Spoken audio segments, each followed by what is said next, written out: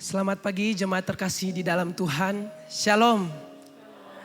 Kita bersyukur Tuhan kembali mengundang kita di dalam ibadah hari ini. Dan biarlah kita boleh datang dengan hati yang sungguh. Kita mau memuji dan memuliakan namanya. Mari saudara, sebelum kita memulai ibadah kita, mari kita ambil waktu saat teduh sejenak.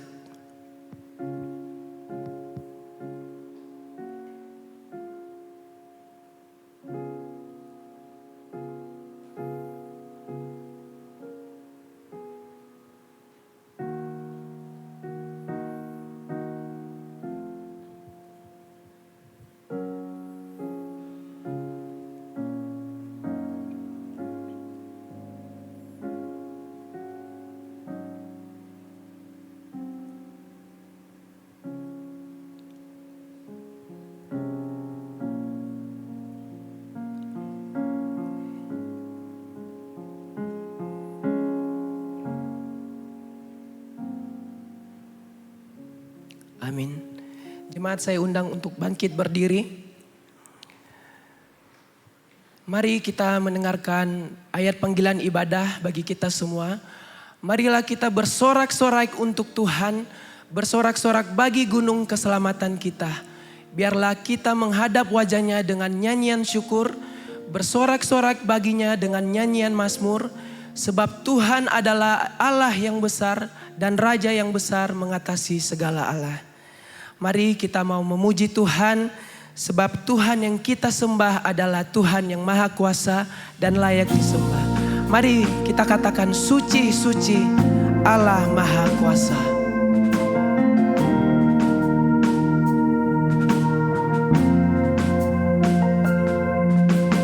Suci, suci, suci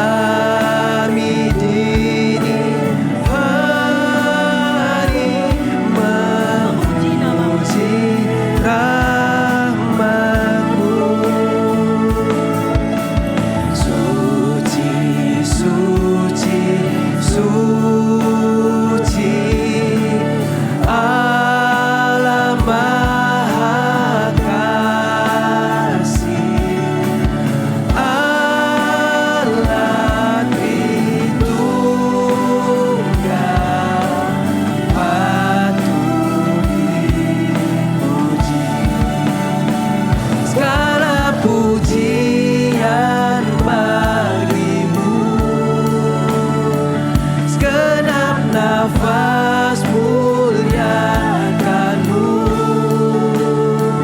Surga bumi kan berseru, kuduslah Tuhan Bapa.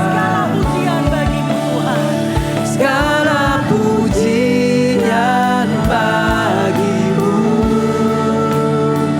Segenap nafas muliakan-Mu.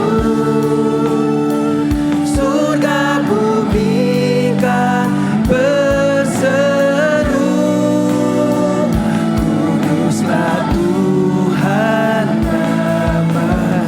Suci, suci, suci, Allah Maha Kasih, Allah Tritunggal, patut dipuji. Mari kita berdoa. Kami bersyukur ya Tuhan, karena Engkau yang mengundang kami datang di hadapan-Mu melalui ibadah pagi hari ini. Kami datang di hadapan-Mu untuk memuji dan menyembah Engkau. Sebab kami percaya bahwa Engkau Allah yang kudus, Allah yang suci, dan Allah yang mulia. Dan biarlah Engkau yang kembali melayakkan setiap kami di hadapan Tuhan, sehingga kami boleh memberikan puji-pujian yang menyukakan hati Tuhan. Dan biarlah hanya nama-Mu saja yang kami tinggikan. Kami serahkan ibadah kami ini dari awal, pertengahan, hingga selesai ke dalam tangan-Mu. Dalam nama Yesus kami berdoa, amin. Jemaat dipersilakan duduk kembali. Jemaat yang terkasih, kita menyadari bahwa setiap kita adalah orang-orang yang telah berdosa dan kehilangan kemuliaan Allah. Mari pada saat ini kita bersama-sama akan mengaku akan dosa dan pelanggaran kita, sambil mengingat firman-Nya.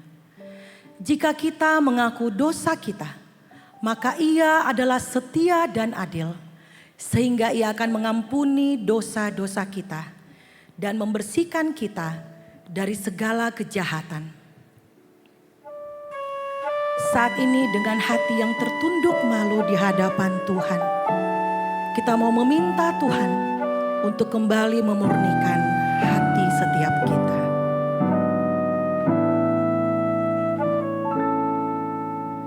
Tuhan, ku datang tertunduk malu.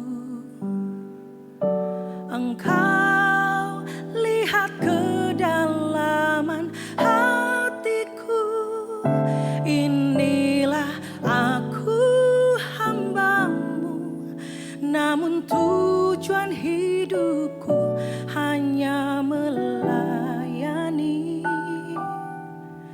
diri sendiri. Sesungguhnya ku hamba dunia, terpikat oleh kesenangan fana, akan harta dan kuasa, kebanggaan hati, beri belas kasih-Mu. Oh Tuhan, murnikanku, dekati hatiku, agar ku tersadar menderita denganmu. Murnikanku, arahkan mata hatiku, agar ku setia padamu. Lihatlah kedalaman setiap hati kami Tuhan, yang saat ini tertunduk malu di hadapan-Mu.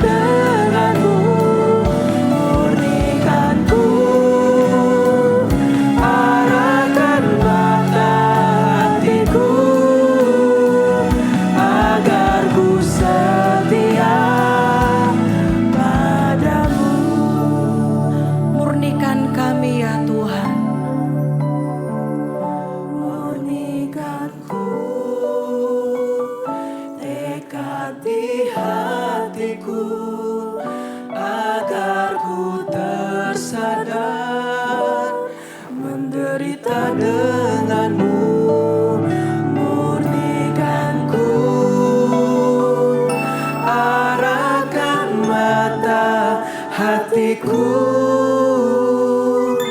agar ku setia padamu,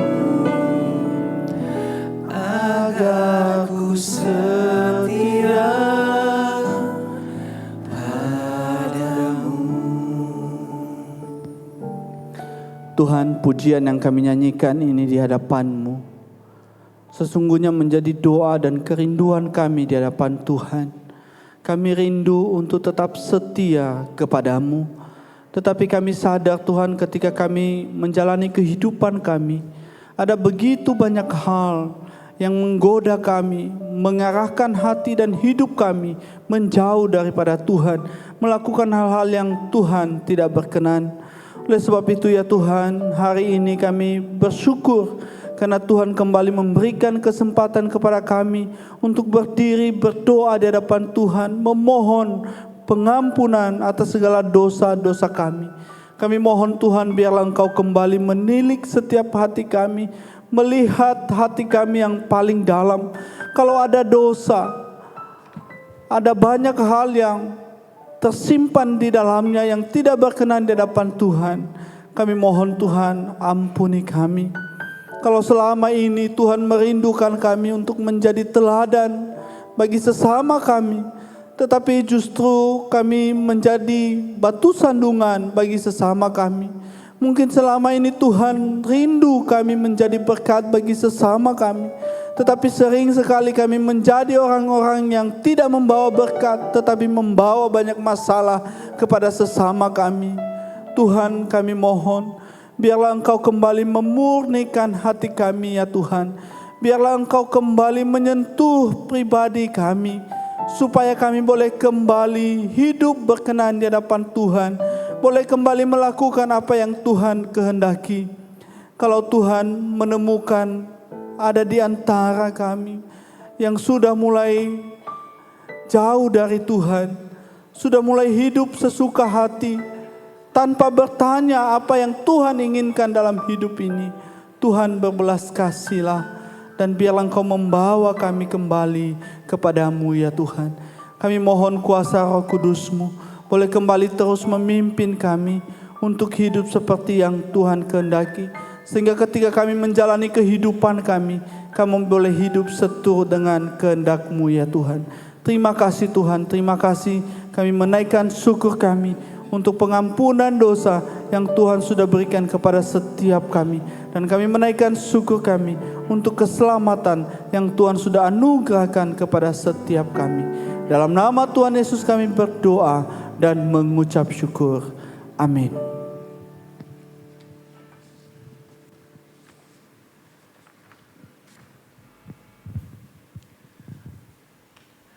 Bagi kita yang telah ditebus dosanya oleh Tuhan, dengarkanlah berita anugerah bagi kita. Sebab di dalam Dia dan oleh darahnya kita beroleh penebusan, yaitu penebusan dosa menurut kekayaan kasih karunia-Nya. Mari dengan masih bangkit berdiri, kita mau bersorak-sorak bagi Tuhan, sebab kita percaya ada kuasa dalam nama Yesus, kuasa yang sanggup menguatkan hidup kita.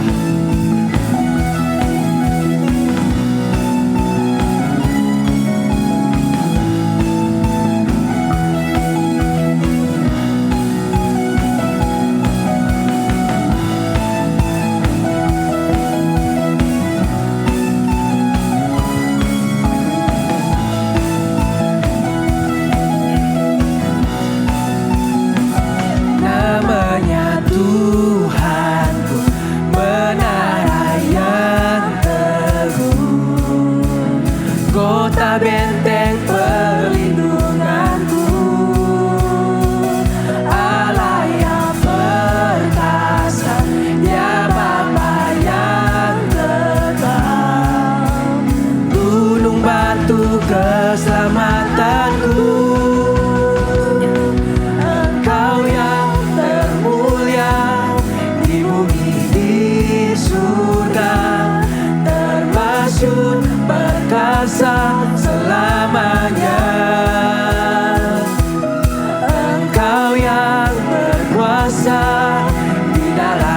segala hal. Ada kuasa dalam nama Yesusku.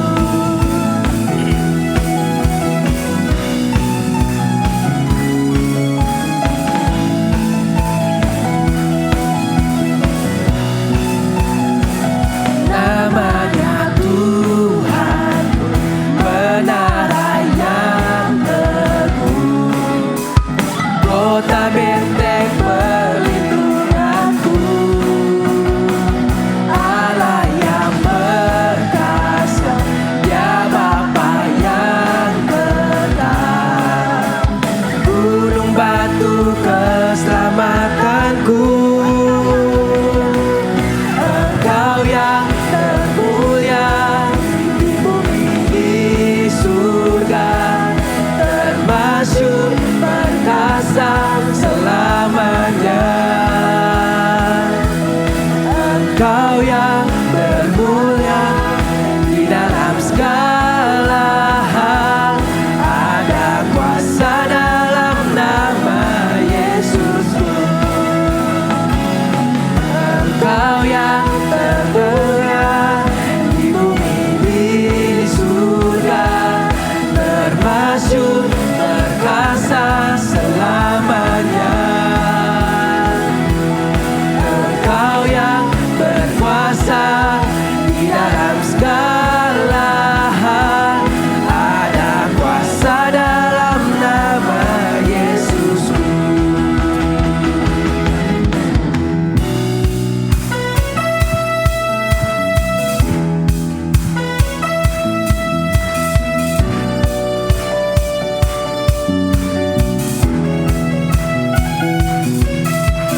Nama di atas segala nama,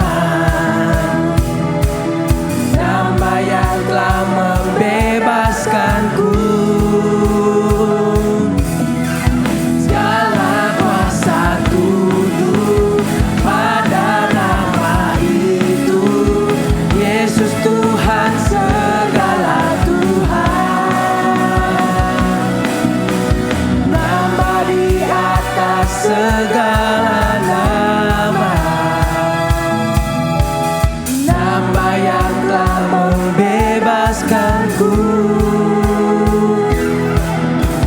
Segala kuasa tunduk pada nama itu, Yesus Tuhan segala Tuhan.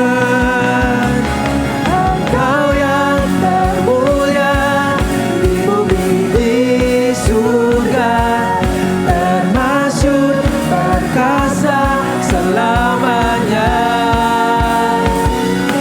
Engkau yang berkuasa di dalam segala hal. Ada kuasa dalam nama Yesusku.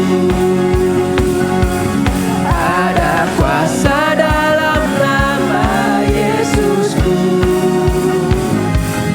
Ada kuasa dalam nama Yesusku.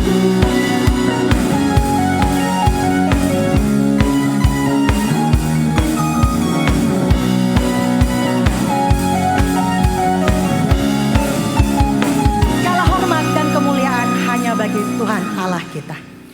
Mari pada saat ini bersama-sama kita akan mengikrarkan iman kita seturut dengan pengakuan iman rasuli. Pengakuan iman rasuli. Aku percaya kepada Allah, Bapa yang Maha Kuasa, Khalik langit dan bumi, dan kepada Yesus Kristus, Anaknya yang tunggal Tuhan kita, yang dikandung dari Roh Kudus, lahir dari anak darah Maria, yang menderita sengsara di bawah pemerintahan Pontius Pilatus, disalibkan, mati dan dikuburkan, turun ke dalam kerajaan maut. Pada hari yang ketiga, bangkit pula dari antara orang mati, naik ke sorga, duduk di sebelah kanan Allah, Bapa yang Maha Kuasa. Dan dari sana Ia akan datang untuk menghakimi orang yang hidup dan yang mati. Aku percaya kepada Roh Kudus, gereja yang kudus dan am, persekutuan orang kudus, pengampunan dosa, kebangkitan tubuh, dan hidup yang kekal. Amin. Jemaat disilakan duduk kembali. Saat ini kita akan bersama-sama mendengarkan firman Tuhan. Mari kita mempersiapkan hati dan pikiran kita untuk kembali disirami oleh firman-Nya. Sambil mengingat bahwa Yesus Kristus sendirilah Sang Firman yang telah menjadi manusia.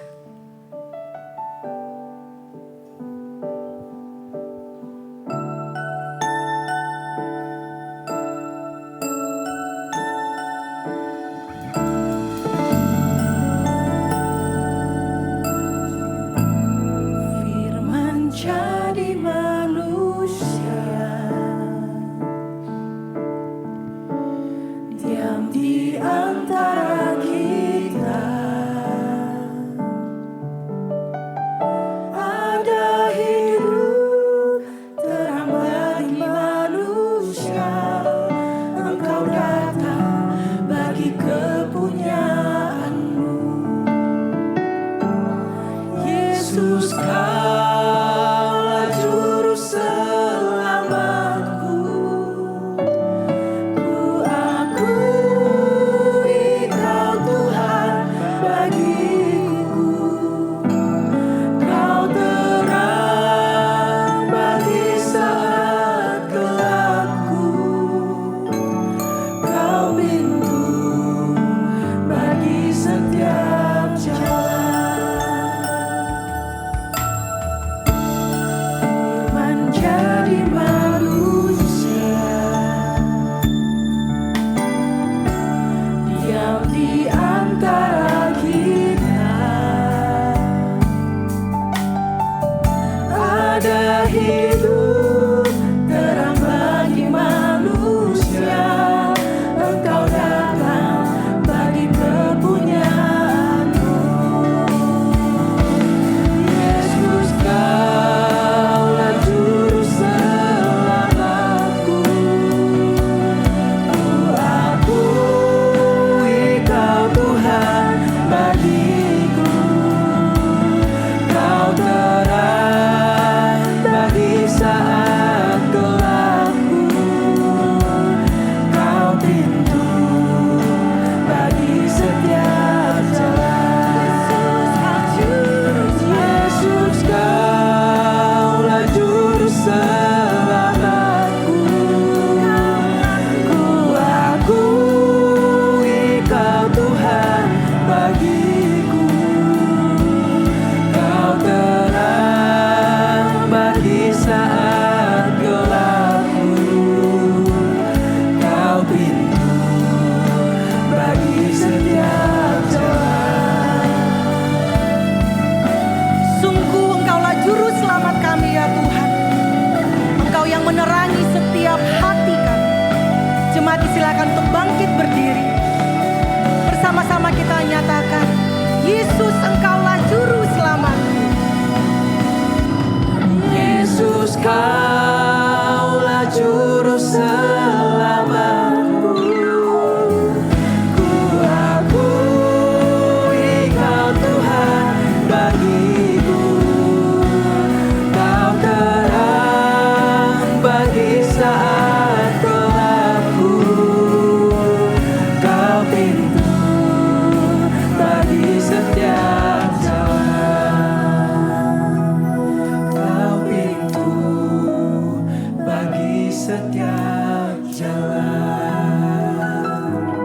Kau pintu bagi setiap jalan.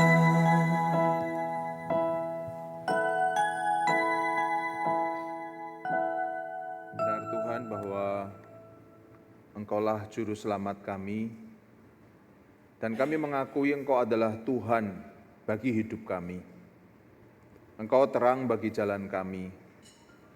Engkau pintu bagi setiap jalan. Ini adalah pengakuan-pengakuan yang kami sampaikan lewat pujian ini.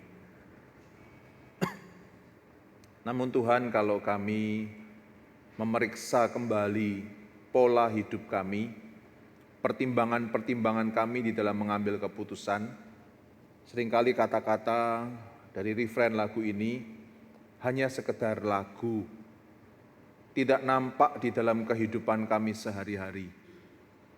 Kami harus akui Tuhan, seringkali yang menjadi Tuhan bagi diri kami adalah hawa nafsu kami, ambisi kami, kesombongan, keangkuhan kami. Yang menjadi penguasa atas hidup kami bukan Tuhan, tetapi diri kami sendiri dengan semua kesenangannya. Itu sebabnya walaupun kami adalah orang Kristen, mungkin kami aktif melayani atau bahkan menjadi hamba Tuhan, ternyata hidup kami tidak jadi teladan. Ternyata cara bicara, cara komunikasi kami sama dengan orang-orang yang tidak percaya kepada Engkau. Itu sebabnya Tuhan, sebelum kami membaca dan merenungkan firman-Mu, kami sungguh-sungguh berdoa. Berikanlah kepada kami hati dan sikap seorang murid yang mau selalu belajar dari firman-Mu, yang membuka telinga, membuka pikiran, perasaan, bahkan hidup kami untuk menerima firman-Mu. Berikanlah juga kepada kami hati dan sikap seorang anak yang selalu mau dekat dengan Engkau, Bapa kami. Seorang anak yang selalu ingin tahu, bukan hanya pengajaran-Mu, tetapi juga pikiran dan hati-Mu kepada kami. Oh Tuhan, kami berdoa, kami mau selalu menjadikan Engkau Tuhan bagi kami, menjadikan Engkau guru bagi kami, dan juga Papa kami. Terima kasih. Pakai kiranya hamba-Mu yang akan men-sharingkan firman Tuhan ini, karena hamba-Mu sadar sesadar-sadarnya keterbatasan dan kekurangannya. Tetapi kiranya Allah Roh Kudus yang sudah menolong di dalam persiapan juga memimpin semua tutur kata, ekspresi hamba-Mu ini, supaya itu semua membuat firman-Mu itu clear, jelas bagi kami, dan memotivasi kami untuk melakukannya. Terima kasih. Di dalam nama Tuhan Yesus kami berdoa. Amin. Silakan duduk kembali Bapak Ibu sekalian. Shalom Bapak Ibu. Salam damai sejahtera buat kita sekalian. Senang sekali saya bisa dipercaya untuk menyampaikan khotbah di GKY Pontianak. Hari ini adalah minggu tukar mimbar, dan bersyukur kalau mulai tahun ini saya rasa ya, tukar mimbar itu dari gembala diutus bukan hanya ke gereja induk, tetapi juga ke beberapa pakal jemaat, dan hari ini saya ada di GKY Pontianak. Itu sebabnya satu hal yang saya pribadi sangat bersyukur dan berterima kasih kepada Tuhan. Saya juga mau menyampaikan salam dari jemaat yang saya layani hari ini, yaitu dari GKY Kelapa Gading, Jakarta. Salam dari rekan-rekan rohaniwan, penatua, juga aktivis untuk kita semua, karena kita sama-sama di dalam naungan Sinode Gereja Kristus Yesus. Ya Bapak Ibu, hari ini kita akan bersama merenungkan satu firman Tuhan, bagian firman Tuhan yang saya berikan tema mengatasi tantangan dengan menjadi teladan. Seharusnya tema yang diberikan untuk saya sharingkan itu bicara mengenai menjadi teladan bagi generasi muda. Tapi dalam pergumulan, waktu menggali firman Tuhan dan menyusun khotbah ini, saya berdoa dan saya menemukan temanya tidak berbeda jauh, tetapi mungkin lebih fokus begitu ya, menghadapi tantangan yaitu dengan menjadi teladan. Saya akan membacakan bagian firman Tuhan yang menjadi dasar 1 Timotius 4 ayat 12-16, saya minta maaf lebih dahulu karena ada beberapa typo rupanya yang tidak sempat saya ganti di dalam pengetikan ayat ini. Saya minta maaf sekali untuk hal itu. Saya akan bacakan buat kita Bapak Ibu ya, 1 Timotius pasal 4 ayat 12-16 yang berbunyi begini. Jangan seorang pun menganggap engkau rendah karena engkau muda.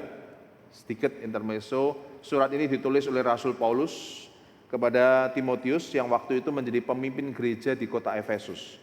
Ada tantangan yang sangat berat yang Timotius hadapi, salah satunya adalah usia muda dia.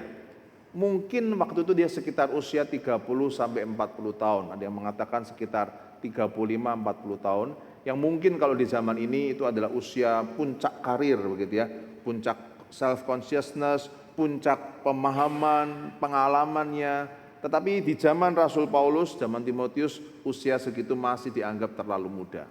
Maka nasihat Paulus adalah, jangan seorang pun menganggap engkau rendah karena engkau muda. Ini tantangan Timotius. Bagaimana menjawabnya? Kalimat berikutnya. Jadilah teladan bagi orang-orang percaya dalam perkataanmu, dalam tingkah lakumu, dalam kasih-Mu, dalam kesetiaan-Mu, dan dalam kemurnian-Mu atau kesucian-Mu. Sementara itu sampai aku datang, bertekunlah dalam membacakan kitab suci, membangun dan mengajar.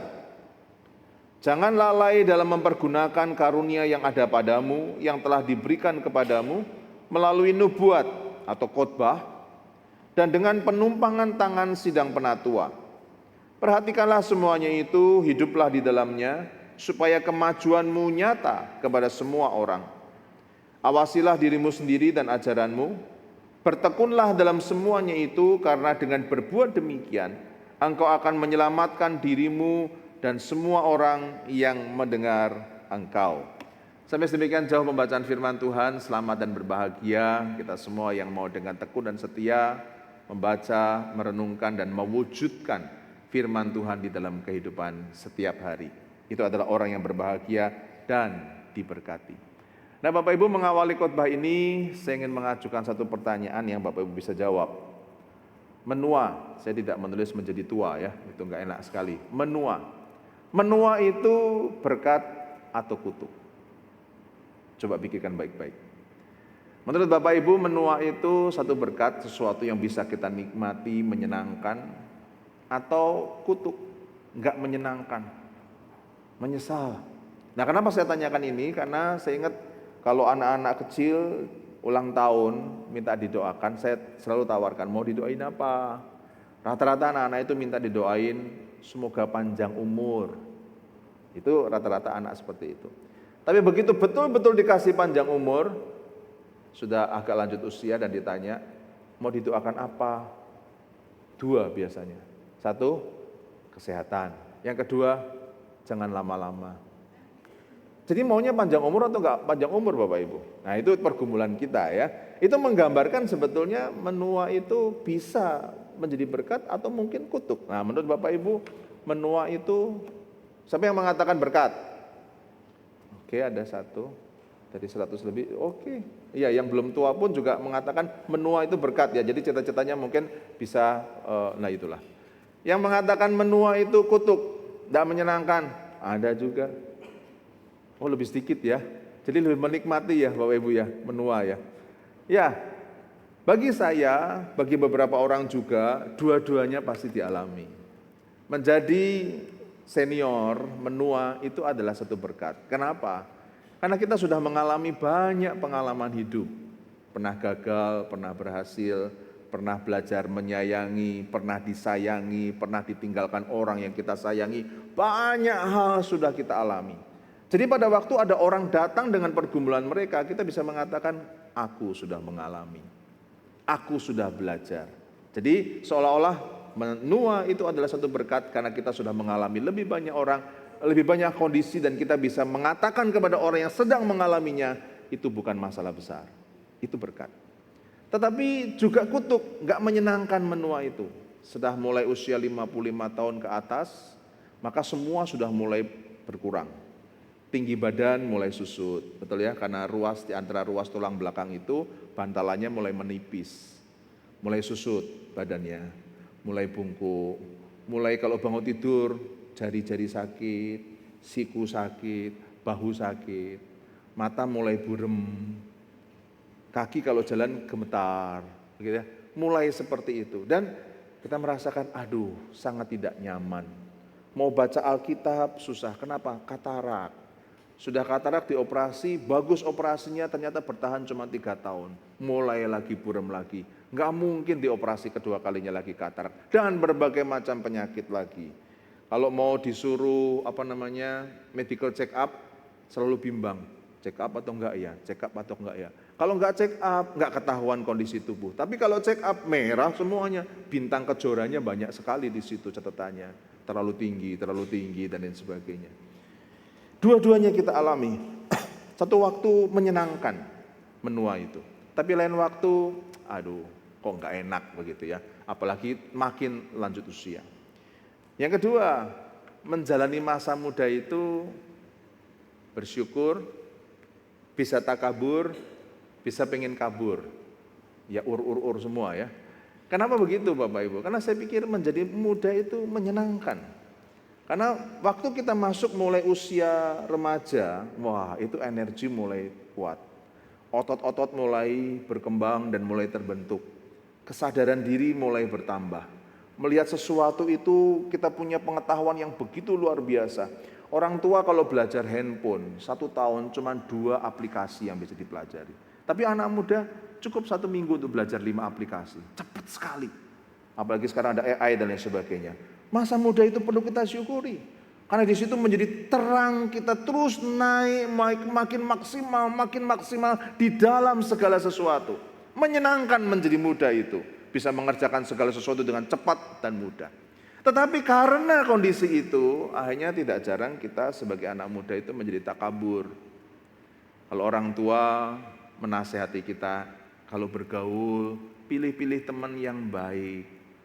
Kita anak muda dinasihati gitu gimana Bapak Ibu biasanya? Oh saudara sekalian. Papa mah kuno. Saya sudah ngerti Pak, saya sudah ngerti Ma, bergaul sama siapa yang baik saya sudah ngerti. Si papa mama bilang, belum, kamu kurang pengalaman. Enggak, aku sudah ngerti. Kenapa? Aku ini pinter, aku ini punya prestasi, aku ini dihargai, aku ini punya posisi. Enggak usahlah dinasehati. Saya jadi ingat salah seorang bapak asrama saya di sekolah teologi. Dia cerita di kelas, mungkin dia lagi sedih kali ya. Dia bilang, kalian tahu ya mama saya datang. Saya lupa dari mana ya, dari Kalimantan, waktu itu ke Malang, kota Malang. Dia bilang, mama saya datang selalu saya sukacita. Tapi nggak bisa dibohongi, saya juga sedih. Kenapa? Sukacita dong, karena jarang ketemu mama. Lama saya nggak ketemu mama, mama datang ke sini, saya senang sekali. Tapi juga sedih. Kenapa? Saya masih diperlakukan seperti anak kecil. Masih diatur makannya, pakaiannya dikomentari, khotbah saya juga dikomentari. Loh saya itu dosen teologi, sudah punya 2 anak. Sudah tahu banyak hal. Tapi mama saya tetap menganggap saya sebagai anak kecil. Rasanya di dalam kemudaan, kondisi yang serba hebat, kita bisa menjadi takabur. Menganggap orang tua itu sudah out of date. Beda, saya lebih maju, orang tua ketinggalan zaman. Tetapi di sisi lain orang tua yang kita anggap ketinggalan zaman itu masih ngatur, masih komentar, masih ngomong, mengkritik kita habis-habisan. Itu kita alami. Yang artinya Bapak Ibu sebagai kesimpulan, mau masa muda, mau menua, semuanya itu punya tantangan. Punya kesulitannya masing-masing, punya berkatnya masing-masing. Yang mesti kita lihat, kita syukuri dan kita jalani dengan baik. Nah problemnya adalah Timotius itu seorang muda yang melayani sebuah gereja di Efesus. Yang jemaatnya itu sangat bervariasi umurnya. Nah rupanya waktu dia menjadi pemimpin gereja Efesus, seperti saya katakan, usianya sekitar 30-40 tahun. Ternyata ada tantangan yang mesti dihadapi. Dari luar lingkungan gereja, itu tantangan kota Efesus, kota yang sangat terkenal dengan dewi, namanya Dewi Artemis. Dan orang-orang itu menyembah Dewi Artemis ini dewi kesuburan. Kalau mereka menyembah Dewi Artemis, pasti ada ritual pelampiasan nafsu seks. Karena ini dewi kesuburan. Mereka punya cara hidup pesta pora yang melampiaskan hawa nafsu mereka dengan bebas. Saya pernah datang berkunjung ke hamba Tuhan yang melayani di sebuah desa di gunung begitu ya, di Jawa Timur. Saya ngobrol sama dia, Bapak berapa tahun melayani di sini? Sudah 15 tahun. Saya kaget, 15 tahun. Jumlah jemaatnya Bapak Ibu tahu berapa? 6. 15 tahun cuma 6 jemaatnya. Iya. Pergumulannya apa Pak? Dia bilang pergumulannya adalah di desa ini suami-suami itu bisa tukar istri dengan bebas. Jadi ini majelis pengurus gereja kecil itu janjian sama tetangganya, malam ini istrimu sama aku, istriku sama kamu ya. Itu sudah biasa. Begitu masuk ke Kristenan saya mengatakan itu dosa. Tiap suami harus setia dengan istrinya sendiri. Dan istri harus setia dengan suaminya. Ayat Alkitab semua keluar. Ternyata penduduk desa itu enggak mau yang seperti itu. Mereka mau melampiaskan hawa nafsu mereka tukar dengan istri orang lain, tetangganya dan sebagainya. Itu mungkin gambaran yang terjadi di kota Efesus. Walaupun enggak sampai seperti itu. Karena mereka terbiasa bebas secara seksualitas. Pesta pora begitu bebas. Sedangkan di gereja Timotius mengajarkan tidak. Rumah tangga harus dipelihara kekudusannya.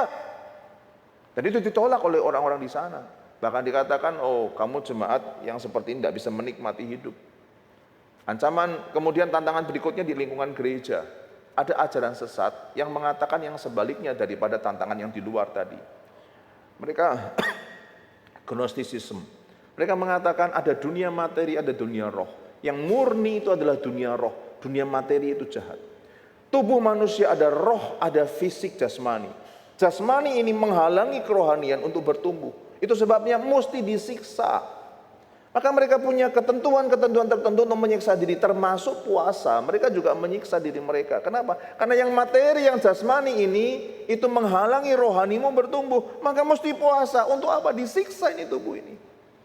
Sedangkan Timotius mengajarkan tidak, puasa adalah untuk merendahkan diri di hadapan Tuhan, menyerahkan kehendak kita kepada kehendak Tuhan. Maka di antara jemaat mereka bingung, yang mana puasa itu artinya? Apa yang harus dilakukan pada waktu puasa?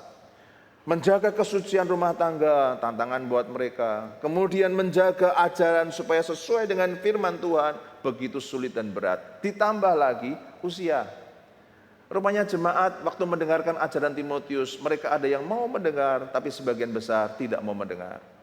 Mereka mengatakan kamu masih muda jadi pemimpin. Itu Paulus salah itu. Tempatkan pemimpin di jemaat Efesus yang tantangannya nggak gampang, itu anak muda. Salah Paulus itu. Dan tiap kali Timotius mengajar dan berkhotbah, tidak sedikit orang-orang itu tidak mendengarkan. Karena mereka menganggap saya lebih tahu dari kamu. Mereka malas mendengarkan karena mereka merasa Timotius tidak layak untuk menjadi pengajar dan pemimpin mereka. Nah itu yang terjadi. Tetapi apa jawaban Paulus? Di dalam suratnya tadi Paulus mengatakan di dalam pasal 4 ayat 12, jangan seorang pun menganggap engkau rendah karena engkau muda. Mungkin waktu Timotius membaca kalimat awal di ayat 12 ini, dia berpikir ngomong gampang, kenyataannya susah. Karena Timotius sudah mencoba berbagai macam cara. Mereka yang Gnostisism, Timotius ajak berdebat, berapologetika, keluarkan ayat-ayat perjanjian lama, pengajaran Paulus dia kutip, dia sampaikan, tetap mengalami pertentangan. Bahkan orang Gnostisism lebih kuat lagi, mereka menentang Timotius. Waktu dia mengunjungi jemaat yang sudah lanjut usia, dia selalu menerima penerimaan yang meremehkan dia. Timotius dalam kondisi bimbang, saya mesti gimana? Kepada anak muda saya mengajar mereka, tapi anak muda ini juga lihat orang tua itu meremehkan saya, tidak mau mendengar saya. Akibatnya mereka juga nggak mau mendengar saya. Tiap kali saya berkhotbah, mungkin dia mengatakan, saya melihat ekspresi dari jemaat yang tidak percaya kepada saya. Padahal ajaran saya bisa dipertanggungjawabkan. Paulus pun merekomendasikan saya karena secara pengetahuan teologi, secara kepemimpinan saya bisa lakukan. Tapi kenapa jemaat menolak saya, meremehkan saya? Dan Paulus menjawab di dalam suratnya itu, waktu engkau mengalami itu, karena kemudaanmu engkau tidak dihargai walaupun tantangan begitu berat. Jawabannya adalah, jadilah teladan. Menjawab orang-orang yang meremehkan kita, jawabannya adalah jadilah teladan. Nah kata teladan ini menarik. Bukan sekedar contoh, example begitu ya. Kalau kita mau beli minyak wangi, ada testernya. Nah menjadi teladan itu bukan contoh, example, tester ini dicium. Oh baunya kayak begini. Bukan. Yang dimaksud menjadi teladan adalah satu pola hidup yang paten, yang sesuai Alkitab, yang pantas ditiru. Pola hidup yang tegas, yang jelas, yang bisa menjadi cetakan. Ini loh contoh teladan yang pasti, yang orang-orang bisa salut kepada engkau karena hidupmu. Bukan karena kemampuanmu berapologetika, bukan karena kemampuanmu berkhotbah, tapi dari hidup sehari-hari mereka melihat ini loh patron seorang yang punya wibawa dari Roh Kudus, yaitu pola hidupnya itu bisa menjadi teladan. Jawabannya bukan agresif marah. Bukan menunjukkan kemampuan inteligensia. Bukan kesombongan dan semua piala ditunjukkan. Ini loh, aku tuh orang berprestasi. Aku ini orang hebat. Aku sudah melakukan semua. Paulus juga merekomendasikan aku. Tidak. Jangan membela diri dan jangan menunjukkan dirimu berkualitas dengan mendebat mereka. Tidak.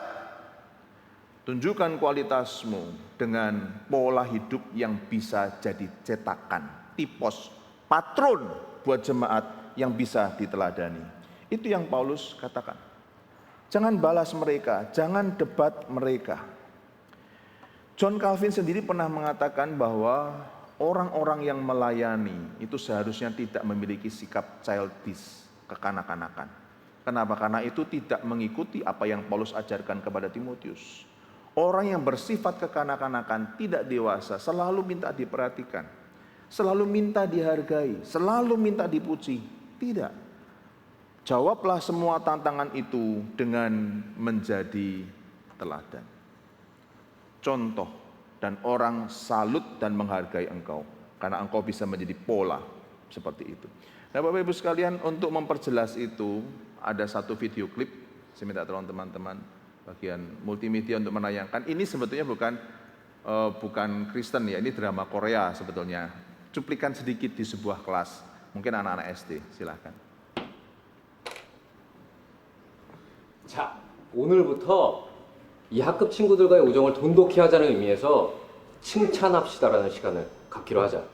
지금부터 내가 이름을 호명하면 그 친구의 어떤 점이 칭찬할 만한지, 뭐 좋은지, 예쁜지, 멋있는지 뭐든 다 하나씩 얘기해주면 돼. 어때? 쉽지? 네! 자, 그럼 첫 번째로 우리 태권이 어떤 점이 착할까? 먹을 거 잘 사줘요. 오, 태권이 이름 되면 태권도장 2만 원 할인돼요. 진짜? 우와, 태권아, 나도 태권도 나. 네. 잘했어.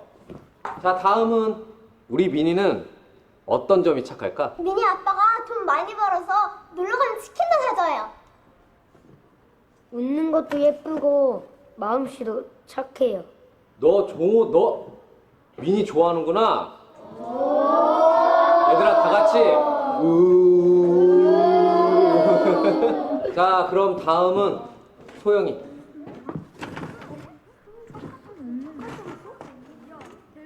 이번엔 우리 소영이가 어떤 점이 착한지 한번 말해볼까?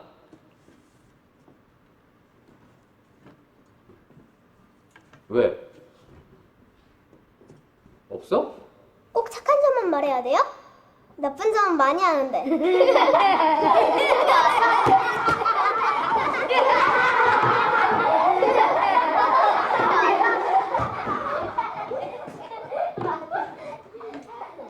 진이는요, 매일 쉬는 시간마다 칠판 지우개 털어놔요. 지혜는 애들 머리 잘 묶어주고, 종호는 그저께 하영이 신발 주머니 찾아줬어요. 주은이는 연필, 지우개, 스케치북 이런 것도 잘 빌려주고, 지민이는 짝이 모르는 거 있으면 잘 가르쳐줘요.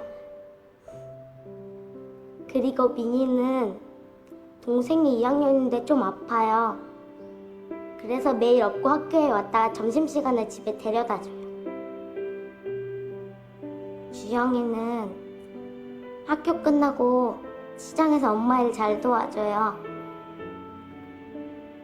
할머니한테 갈 때마다 봤어요.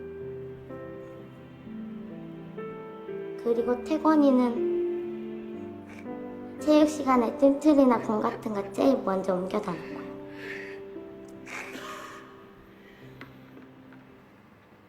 Ya, Bapak Ibu Saudara, ini bukan film Kristen, tetapi nilai-nilai yang disampaikan dari film ini jelas itu yang Rasul Paulus maksudkan, selaras dengan apa yang Alkitab ajarkan buat kita sekalian.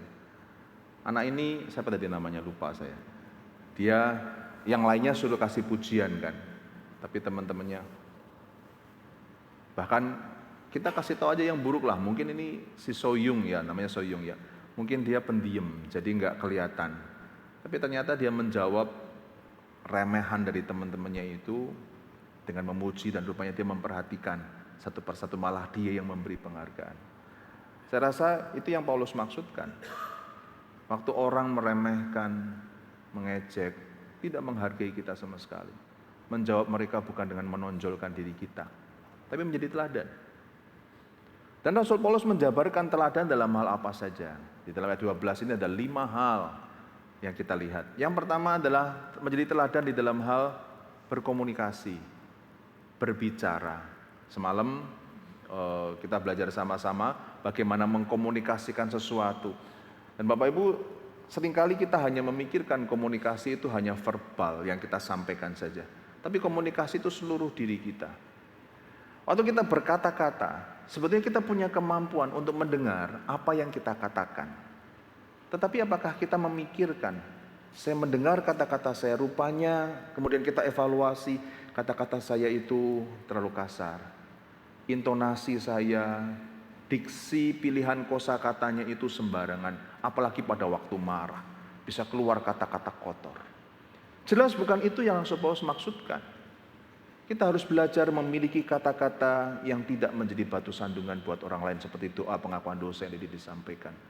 Jangan sampai kita menjadi batu sandungan. Itu sebabnya mari kita mendengar bukan hanya kata orang lain tentang kita, tapi mari kita mendengar kata-kata kita sendiri tentang orang lain.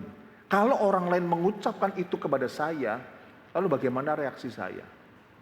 Alkitab mengatakan, kalau engkau tidak ingin orang lain perbuat kepadamu, jangan perbuat kepada mereka. Kalau kamu ingin orang lain perbuat sesuatu kepadamu, perbuat lebih dahulu kepada mereka. Kalau kita tidak ingin orang lain berkata kasar kepada kita, mari kita belajar. Pilih diksinya, kosakatanya itu bukan kata-kata kasar. Mari kita belajar intonasinya itu bukan intonasi yang menghina orang atau hanya sekedar mengungkapkan rasa marah kita kepada orang lain. Yang kedua, jadilah teladan bukan cuma kata-kata tapi seluruh tingkah laku kita. Seorang psikolog terkenal dengan satu opini dia yang seringkali disebut sebagai Johari Windows. Johari Windows itu ada 4 kuadran, yaitu mengenai pengenalan diri.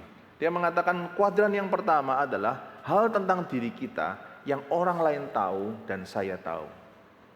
Kuadran kedua adalah yang orang lain tahu tapi saya tidak tahu. Ini menarik, tentang diri kita orang lain bisa tahu tapi kita nggak tahu.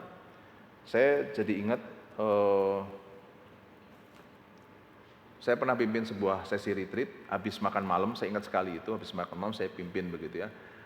Satu anak remaja wanita yang duduk di depan, itu ngeliatin saya terus. Saya ke kiri, dia lihat, saya ke kanan, dia lihat. Begitu perhatian. Maka selesai sesi itu, ada break, saya tanya sama dia, kamu tadi saya lihat di depan perhatiin sekali yang saya katakan. Apa yang kamu dapat dari sesi tadi? Dia diam, dia nunduk. Terus saya tanya lagi kan, apa yang kamu dapat? Ada evaluasi atau koreksi nggak buat saya? Dia diam terus dia geleng. Sorry, kok saya nggak ngerti yang kamu ngomong. Saya kaget. Oh nggak ngerti ya? Salah di mana? Yang mana yang kamu nggak ngerti? Saya nggak ngerti karena saya nggak dengar Koko ngomong apa. Loh, kok nggak dengar? Di depan kelihatan perhatian sekali loh. Kok nggak dengar? Oke, ada apa dengan kamu? Dia bilang, saya cuma lihat giginya Koko ada sambal ketinggalan. Jadi rupanya cabai merah itu nempel di gigi saya. Waktu saya ngomong berkobar-kobar, saya nggak tahu itu cabai ada di sini. Dan rupanya anak remaja itu bukan perhatian dengerin yang saya ngomong, itu cabai kapan turunnya dari gigi, nempel terus. Satu sesi Bapak Ibu. Baru kemudian saya ke kamar, sikat gigi, dan saya bercermin, iya benar ada cabai di sini nempel. Saya nggak tahu, orang lain yang tahu. Dan tidak sedikit Bapak Ibu Saudara, sikap kita, tingkah laku kita itu kita tidak sadari, itu adalah kita dan orang lain yang lihat. Bapak Ibu tahu cara jalan Bapak Ibu kayak apa? Kita nggak tahu, kita nggak pernah perhatiin orang ngelihat cara jalan saya seperti apa. Waktu saya mengekspresikan seperti ini, saya juga bisa ngelihat wajah saya sendiri. Kecuali saya lihat video kan, setelah ini saya lihat, oh kayak gini dong. Nggak jarang saya malu kalau saya lihat video khotbah saya itu. Karena banyak hal kok saya kayak gini ya, wajah saya kenapa saya begitu ya.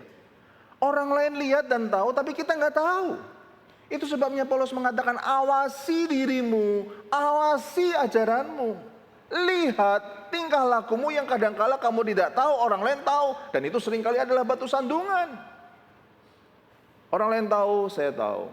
Orang lain tidak tahu, orang lain tahu, saya tidak tahu. Ada kuadran ini loh.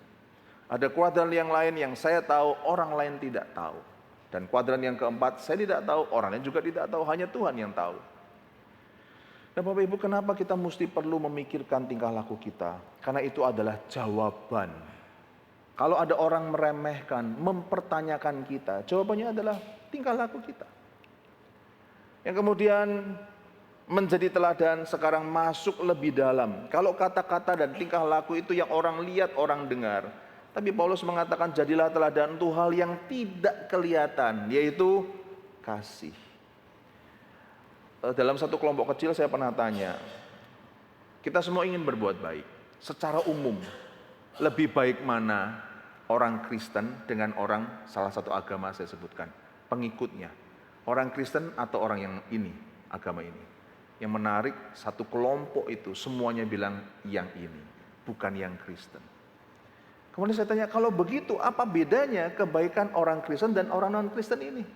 Kalau teman-teman menganggap ini lebih baik, lalu bagaimana dengan orang Kristen? Bapak Ibu, salah satu yang membedakan sebetulnya antara perbuatan baik kita dengan orang lain yang bukan Kristen adalah hati, kasih. Secara teologis, banyak sekali agama yang mengajarkan kita memberikan sesuatu supaya kita mendapat balasan. Celakanya banyak orang Kristen yang juga mengajar seperti itu. Kita memberikan sesuatu supaya Tuhan membalas. Pernah mendengar orang mengatakan, pendeta mengatakan, berikan persembahan perpuluhan. Tuhan akan mengembalikan 30, 60, 100 kali lipat. Maka waktu kita memberikan persembahan persepuluhan, dalam pikiran kita ngomong apa Bapak Ibu? Tuhan, aku tunggu 30, 60, 100 kali lipat dari persepuluhanku. Betul nggak Bapak Ibu? Itu bukan kekristenan. Kekristenan adalah kita mengubah, kita bertumbuh di dalam tutur kata dan sikap kita karena hati kita ada kasih. Yang kita minta terus, Tuhan tolong tumbuhkan kasihku, Tuhan tolong tumbuhkan pengampunan kepada orang lain, kasih kepada orang lain, doa untuk orang yang menganiaya, tolong tumbuhkan, dan itu muncul di kata-kata dan tingkah laku kita. Maka Paulus pun mengatakan keteladanan bukan cuma kasih, tetapi yang di dalam itu adalah kesetiaan, ketekunan, mengasihi dengan setia. Saya menyayangi dia, dia membalas dengan kebencian.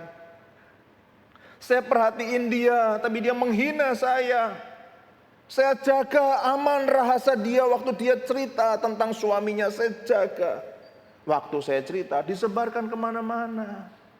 Waktu menghadapi itu perlu kasih yang tekun.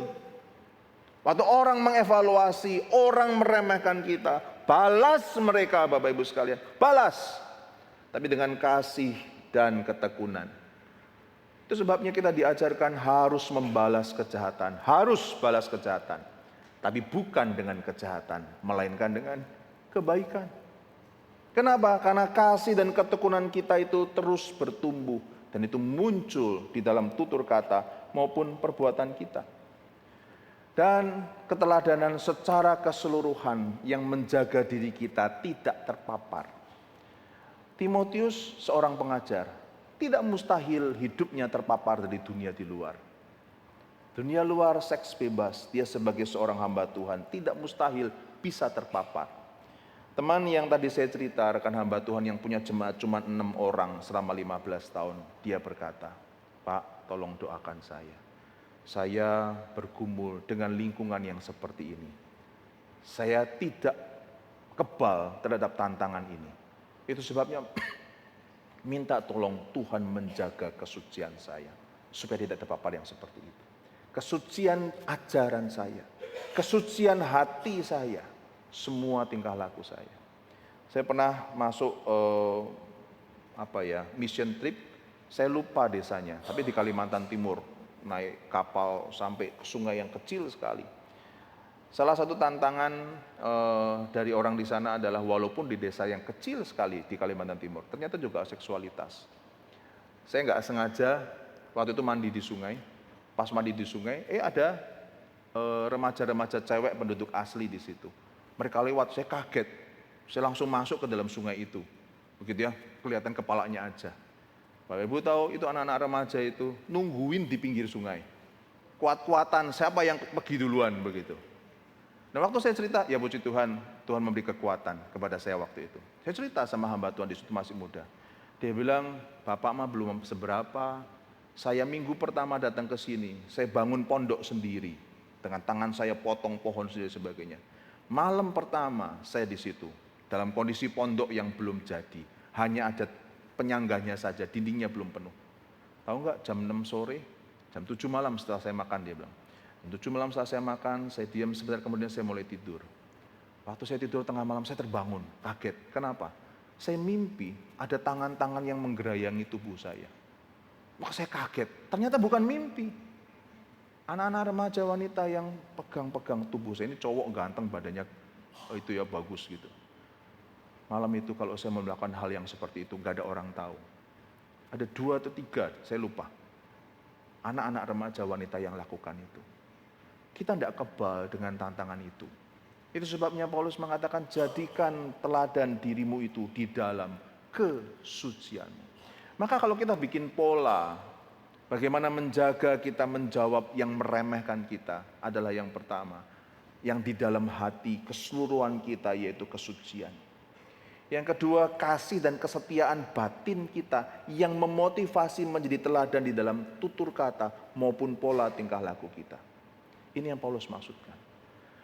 Tidak pernah tidak ada tantangan.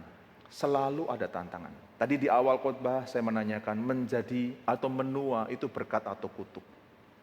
Bisa berkat, bisa kutuk. Ada hal yang menyenangkan, ada hal yang tidak menyenangkan. Tapi mari kita minta Tuhan tolong jaga keteladanan hati kita. Tidak semena-mena kepada yang muda. Tapi sebagai orang tua kita menjadi teladan buat anak-anak muda. Bagaimana melayani itu dengan tekun dan setia. Mengajar dan memberikan teladan kepada mereka bagaimana merendahkan hati waktu kita melayani. Berdedikasi, berkomitmen. Karena pergumulan anak muda di gereja adalah komitmen dan dedikasi serta ketekunan. Maka kita sebagai orang yang senior, yang sudah mengalami banyak hal, jadilah teladan buat mereka. Berikan contoh, rangkul mereka. Jangan remehkan mereka. Tapi jadi teladan. Begitu pula kita yang sebagai anak muda yang seringkali merasa orang tua ini sok-sokan. Out of date tapi kok sok-sokan begitu. Tidak. Jawab sikap orang tua, katakanlah yang seperti itu. Bukan dengan menunjukkan aku lebih pintar dari papa dan mama. No. Tapi berikan teladan. Apa yang papa mama sampaikan aku pelajari dan aku mau berubah. Aku tetap menghormati papa dan mama karena Alkitab mengatakan begitu. Dari hatiku yang terdalam aku sayang papa dan mama. Waktu papa dan mama menua dan kondisi fisik makin menurun, aku belajar menjaga kata-kataku. Bukankah tidak jarang atau tidak sedikit artinya banyak anak-anak muda yang ketika melihat papa mamanya, dulu papa mamanya galaknya habis-habisan. Ketika sudah lanjut usia, tidak berdaya dan hanya terbaring di tempat tidur. Apa kata anak-anaknya biasanya? Waktu kami sering berkunjung seperti itu, tidak jarang anak-anaknya itu bilang begini kepada kami. Ini loh papa, bandel. Dikasih tahu, jangan makan yang manis-manis, gula darahnya tinggi, tetap aja sembunyi-sembunyi taruh permen di bawah bantal. Bandel ini papa dan mama. Atau mendengar seperti itu, kira-kira perasaan kita bagaimana Bapak Ibu? Saya sedih loh. Papa mama ini mungkin galak dulu sebagai orang tua, tapi dia yang membesarkan. Bagaimanapun ada hal-hal positif dan tidak pantas anak mengatakan kepada orang tua seperti itu. Di gereja seringkali kita juga merasakan orang tua ini sangat tidak bisa menguasai gadget dan lain sebagainya. Kita merasa kita pintar. Jangan menjadi takabur. Tapi mari menghargai orang tua. Oh indah sekali bukan kalau di gereja kita bisa pelayanan sama-sama orang muda dan orang tua. Sehingga berkat atau kutukkah menua? Berkat. Kenapa anak muda menghargai saya dan saya menyayangi mereka. Menyenangkan ketika anak muda mengatakan saya menghargai orang tua. Walaupun ada banyak kelemahan, tapi ada banyak juga yang bisa saya pelajari.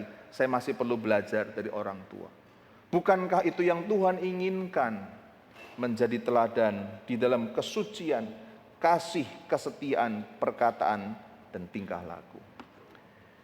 Kita pasti punya handphone Bapak Ibu. Apa bedanya handphone berkualitas dengan yang kurang berkualitas? Handphone itu pasti punya kelemahan. Tidak ada handphone sempurna. Tetapi handphone yang berkualitas dia berusaha yang luarnya nampak bagus, kokoh, tapi dalamnya itu juga bagus. Mungkin Bapak Ibu pernah ketemu handphone yang kameranya luar biasa. Dia pakai lensa dari pabrik-pabrik yang memang punya nama begitu ya. Maka ditulis merek lensanya. Tiap kali foto bagusnya luar biasa. Hasil di layarnya bagusnya luar biasa. Tapi cepat panas. Dia sistem pendingin di dalamnya itu tidak sempurna. Maka foto-foto, bagus sekali 30 menit kok panas. Tidak berapa lama mati tuh handphone. Jadi kamera bagus tapi pendinginnya jelek. Ada sebaliknya yang baterainya itu tahan sekali, kuat sekali karena besar baterainya. Kemudian dia punya kapasitas di dalamnya, itu prosesornya semuanya bagus. Tapi tiba-tiba nggak sengaja jatuh, prak, langsung pecah. Yang Rasul Paulus inginkan adalah menjadi teladan dalam kesucian, kasih dan kesetiaan. Di dalamnya itu berkualitas, tahan. Dia prosesor, dia pendinginnya, baterainya semua oke, yang di dalam. Tapi juga teladan dalam tutur kata dan tingkah laku, luarnya juga enak digenggam, enak dilihat, tidak gampang pecah waktu jatuh. Keseluruhannya di dalam, di pikiran, di seluruh hidup kita itu menjadi teladan. Nah, ada sebuah contoh, maaf saya memakan waktu cukup lama ya. Ada sebuah contoh video klip, ini tentang seorang yang anak muda yang di dalam keluarga ternyata dia disalahpahami orang tua dan lain sebagainya. Ini sebetulnya iklan asuransi sebetulnya, tetapi bisa kita pelajari dari sana. Bisa tolong ditayangkan.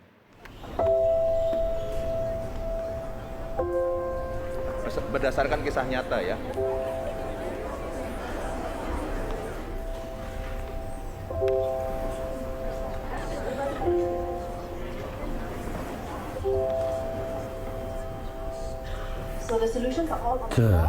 Ini adalah Xiu Fang. 我的大女儿， Jadi yang cerita ini narasinya dari seorang ayah ya. Anak sulung saya dia bilang, Xiu Fang ini. 阿姨，我到了。 她 Dia 非常勤 bekerja 奋， sangat keras.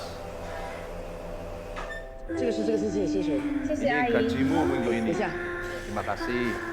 这个拿回去给小弟小妹 Ini 吃， oleh-oleh buat adik-adikmu. 谢谢阿姨。 Tar. 没问题。那我先走了，拜拜。小心点啊！ 守时。 Dia selalu tepat waktu. 我们回家跟爸爸一起吃。 Dia sangat menghormati papanya, jadi makan sama-sama. 爸爸，我回来了。我带蛋挞回来给你吃哦。 Saya bawain papa egg tarts. "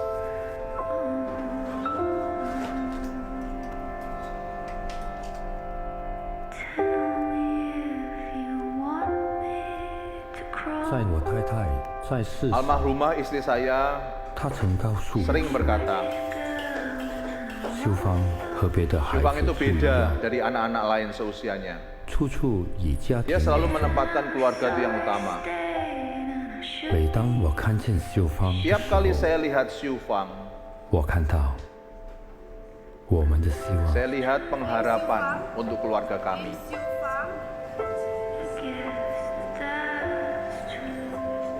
秀芳，It's your O-level results. Ini semua hasil ujianmu. You did very well. Sangat baik. Very well, sangat baik.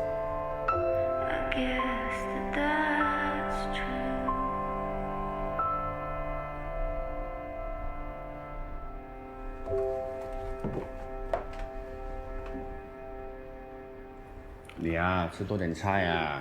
爸爸你也吃。 乖了。秀芳，考试成绩如何啊 Xiu？ Fang, gimana hasil ujian kamu? 没有考得很好，爸爸。 Nggak terlalu baik, Papa. 为什么考得不好啊？ Kenapa? 你每天晚上不是有温习 Bukankah 功 tiap 课 malam kamu 吗？ belajar?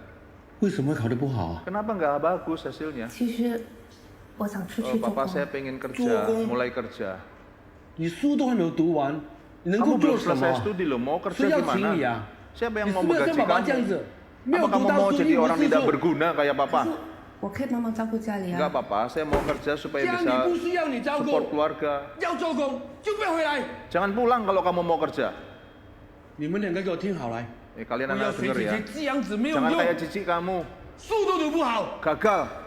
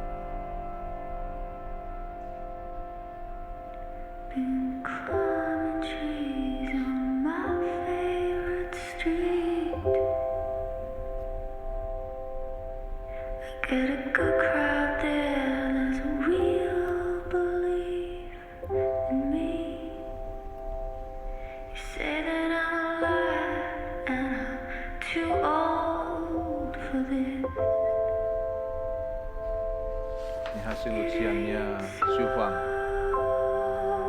A A B A A A B A.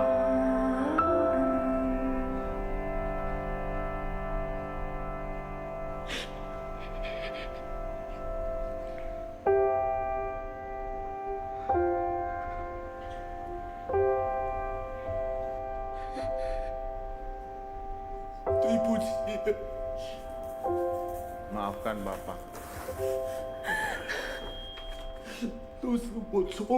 Salah tentang kamu. Semua ini salahnya Papa. Papa tidak berguna. Jangan begitu Papa. Syufa, kamu selalu mengutamakan keluarga. Semua akan baik-baik saja Bapak. 无论如何，都不能牺牲孩子的未来。 Apa yang saya coba tampilkan dari video ini Bapak Ibu, satu kualitas pribadi itu kualitas yang teruji. Menjawab hal-hal yang negatif dengan kualitas pribadi yang memang bekerja keras. Jadi contoh baik orang muda kepada orang tua maupun orang tua kepada orang muda. Kiranya Tuhan menolong setiap kita menjawab semua tantangan itu dengan menjadi teladan. Mari kita berdoa. Minta dengan kasih dan hormat Guru Injil Denny untuk menyampaikan doa.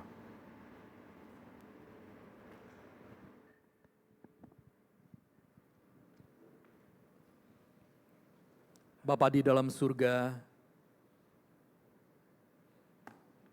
kami sungguh memohon kepada Engkau.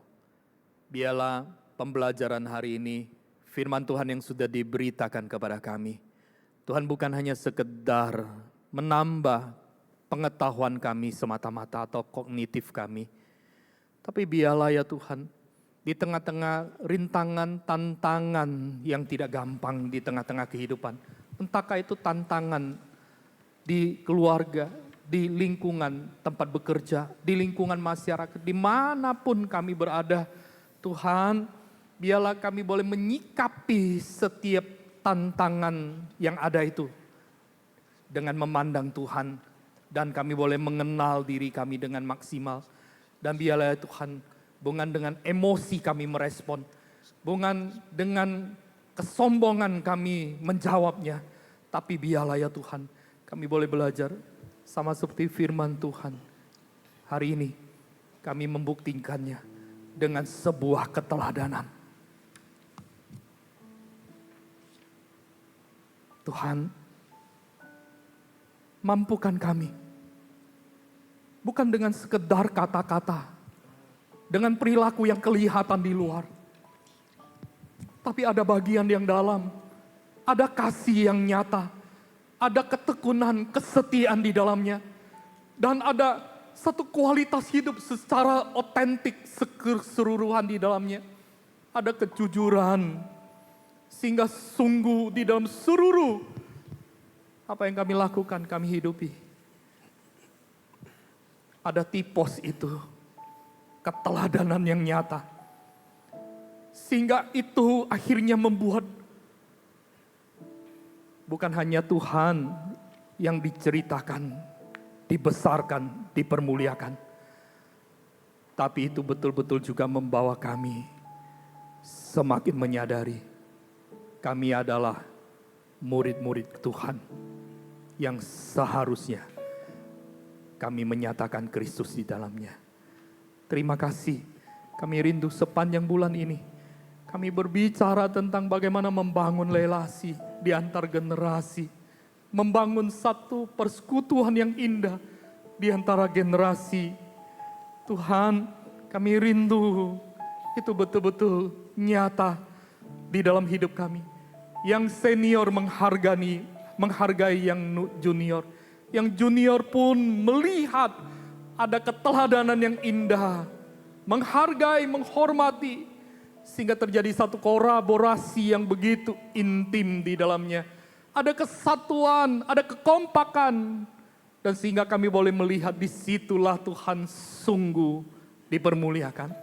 Terima kasih Bapa di surga. Terima kasih buat hamba-Mu, Pendeta Immanuel yang boleh memberkati kami melalui firman. Tuhan terus pakai hamba-Mu di dalam seluruh pelayanan, penggembalaan di GKI Kelapa Gading. Tuhan terus hikmat-Mu, kuasa-Mu, urapan-Mu menyertai hamba-Mu. Sehingga setiap pelayanan dikerjakan, sungguh Tuhan satu-satunya yang boleh diceritakan, dipermuliakan. Berkati keluarga, berkati juga rencana-rencana ke depan. Dan berkatilah kami semua. Ini doa kami yang kami mintakan di dalam Kristus Yesus. Amin. Bersyukur untuk firman Tuhan yang sudah kita dengar. Pada kesempatan ini, mari kita memberikan yang terbaik bagi Tuhan sebagai ucapan syukur kita, sebab Dia yang memelihara, menjaga, dan memberkati kita. Mari Bapak Ibu Saudara, kita berikan yang terbaik kepada Tuhan, karena Dia yang terlebih dahulu baik terhadap hidup kita.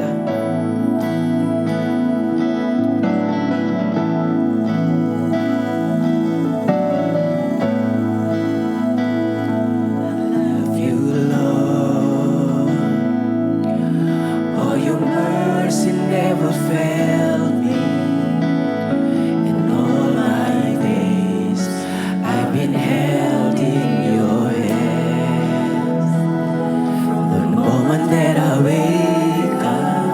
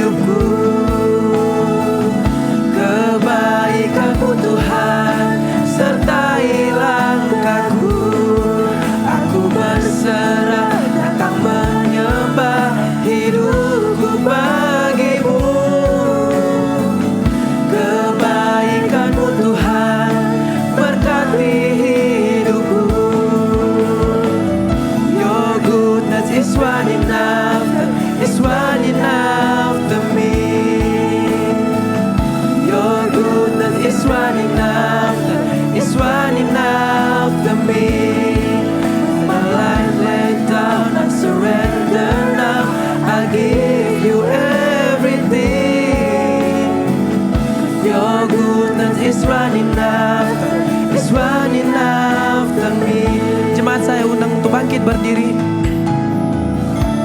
Sepanjang hidupku kau setia,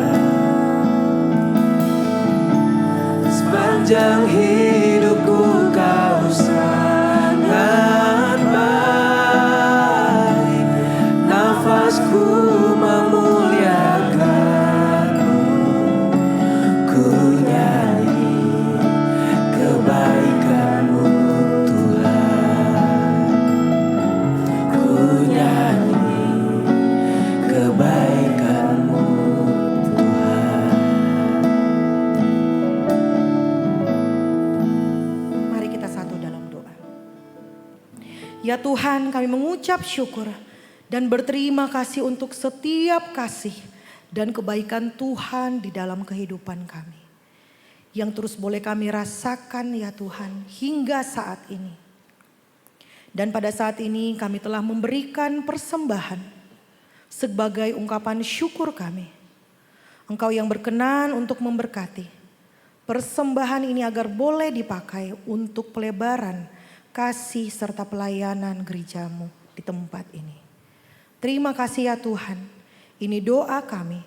Di dalam nama Tuhan Yesus Kristus kami berdoa dan kami mengucap syukur. Amin. Jemaat silakan duduk kembali.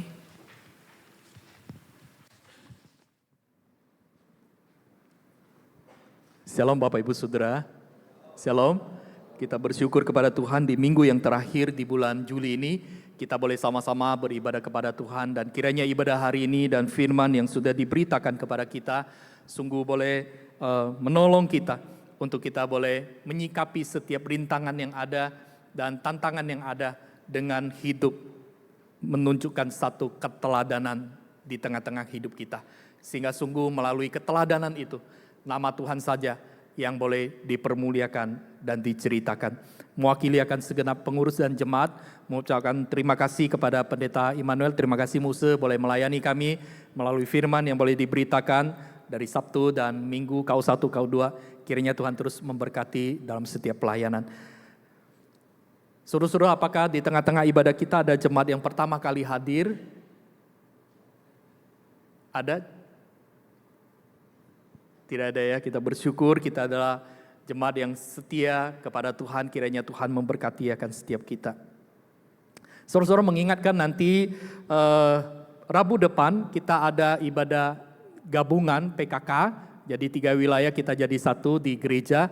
Oleh sebab itu mohon kerjasama dari Bapak Ibu Saudara untuk boleh memperhatikan, yuk kita ajak saudara-saudara seiman kita untuk boleh sama-sama kita datang ke gereja ya, untuk sama-sama kita boleh bersekutu. Ini 3 bulan sekali kita bisa kumpul bersama-sama dalam wilayah. Oleh sebab itu gunakan momen ini untuk sama-sama kita boleh menikmati akan kebersamaan. Kemudian tanggal 2 Agustus atau tepatnya hari Minggu depan jam 9 sampai jam 1 siang saudara diadakan donor darah. Oleh sebab itu ini adalah momen yang indah di dalam menyambut akan hari kemerdekaan. Saudara-saudara, mari kita boleh ambil bagian partisipasi dalam gerakan donor darah ini dari jam 9 sampai jam 13 atau jam 1 siang di lantai 1. Mari sama-sama kita boleh persiapkan diri kita. Kemudian minggu depan kita akan ada peneguhan pengurus BPBJ periode 2026-2027. Saudara sekira bersyukur rekan-rekan yang berkomitmen ambil bagian di dalam kepengurusan 1 tahun ke depan. Doakanlah Bapak Ibu Saudara supaya pengurus yang akan diteguhkan minggu depan Tuhan boleh pakai sehingga melalui pengurus yang ada periode ini saudara gereja boleh semakin diberkati, semakin berdampak, semakin luas dan kemuliaan Tuhan boleh terus dinyatakan. Dan juga sekaligus di minggu depan kita juga ada peneguhan pengurus komisi, ada komisi anak, komisi remaja, dan komisi pemuda. Saudara-saudara doakan dan akan diteguhkan di kebaktian KU1. Next. Dan minggu depan juga saudara setelah peneguhan, saudara kita juga ada perjamuan kudus. Oleh sebab itu mendorong kita untuk boleh siapkan hati kita, sama-sama kita boleh mengikuti akan perjamuan kudus. Dan juga di awal minggu saya menghimbau Bapak Ibu Saudara, Tuhan sudah memberkati kita dan Dia menyertai, melindungi akan kehidupan kita. Saudara jangan lupa bahwa persembahan persepuluhan, apa yang menjadi milik Tuhan, kembalikan kepada Tuhan. Demikian warta, saat ini saya mengajak kita sama-sama bangkit berdiri. Saudara tadi kita datang mungkin kita belum memberikan salam kepada kiri kanan depan belakang kita.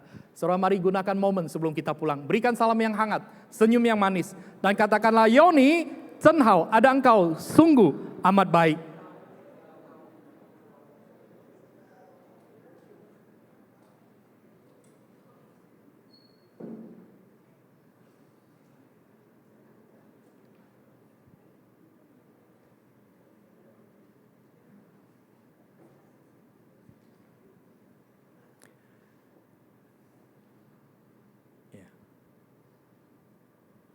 Saudara dengarkanlah berita pengutusan yang berkata demikian. Janganlah seorang pun menganggap engkau rendah karena engkau muda. Jadilah teladan bagi orang-orang percaya dalam perkataanmu, dalam kasihmu, dalam tingkah lakumu, dalam kesetiaanmu, dan dalam kesucianmu. Amin. Kita tutup ibadah, naikkan doksologi, doa berkat dipimpin Pendeta Immanuel. Puji Allah, Bapa Putra, puji Allah, Roh Kudus, ketiganya yang esa. Pohon selamat sumber berkat.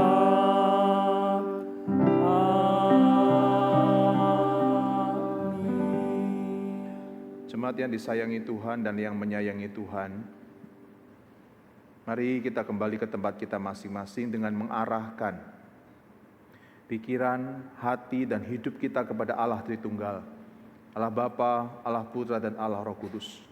Itu sebabnya mari pulang dengan sukacita, dengan penuh pengharapan di dalam Dia, dengan satu komitmen untuk sungguh mendapat kekuatan dari Tuhan, menjadi teladan, menjawab banyak tantangan dalam hidup kita, menjadi teladan yang menunjukkan pertumbuhan rohani kita di dalam Tuhan. Dan mari kita kembali ke tempat kita masing-masing dengan membawa berkat dari Tuhan. Tuhan memberkati engkau dan melindungi engkau.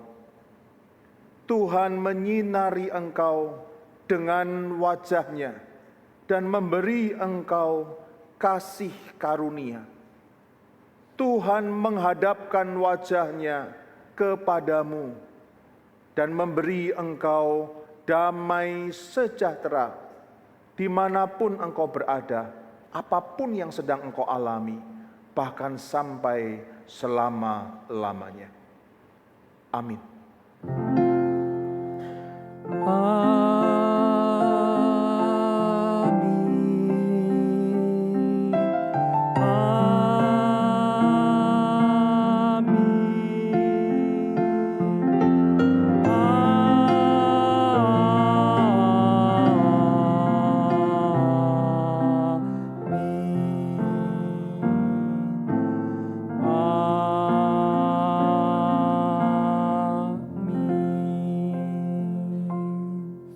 Amin. Silakan duduk, ambil doa teduh, ibadah kita selesai, Tuhan memberkati.